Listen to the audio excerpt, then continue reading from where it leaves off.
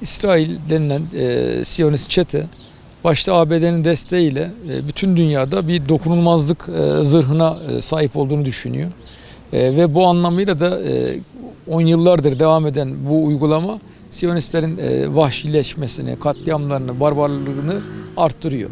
Bu yönüyle Türkiye'de yani bu ortaya konulan Hüdapar'ın gündeme getirdiği bu kanun teklifi bir anlamda Siyonistlerin en azından Türkiye hudutları içerisinde dokunulabilirliğini tartışmaya açması ve bunu gündemleştirmesi açısından önemli bir gelişme, hayırlı bir gelişme.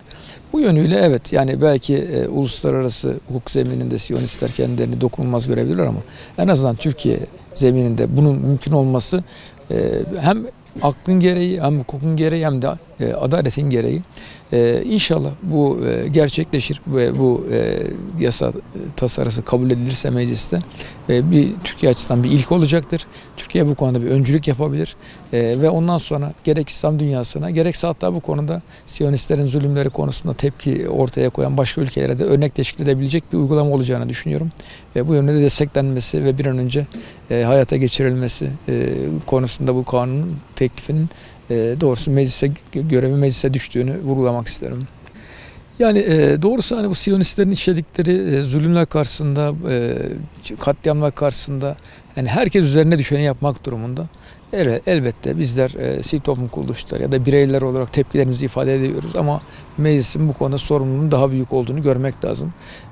Belki doğrudan askeri anlamda bir müdahale belki şu an için mümkün gözükmüyor ama meclis en azından kendi yasal hudutları dahilinde, yasal yetkileri dahilinde Siyonistlerin hiç olmazsa Türkiye sınırları içerisinde yargılanabileceklerine ilişkin bu kapıyı açmış olursa tekrar ediyorum bu anlamda hem Türkiye halkı açısından var olan bir talebi yerine getirmiş olur hem de aynı zamanda dünyanın başka ülkelerine, başka meclislerine de bir örneklik teşkil eder ve bu da bizatihi bir şeref olur diye düşünüyorum. Yani şimdi tabii bu meclis teklifin mecliste mutlaka bir tartışma yol açacağını meclis gündemine geldiğinde göreceğiz.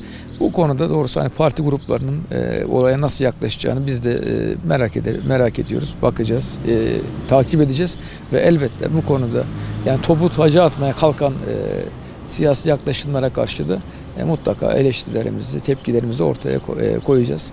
Bu yönüyle yani mecliste yani Gazze halkı 8 aydır büyük bir insanlık dramına şahit oluyor, bunu yaşıyor. Bizler de bunu izleyerek şahit oluyoruz. Bu anlamda meclis bu insanlık dramı karşısında bir şeyler yapma konusunda bunu bir fırsat olarak görmeli.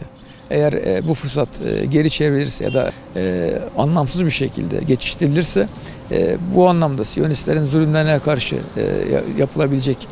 atılabilecek adımlardan önemli bir tanesinin ıskalanması anlamına gelir ki umarız yani meclis bu konuda samimi davranır.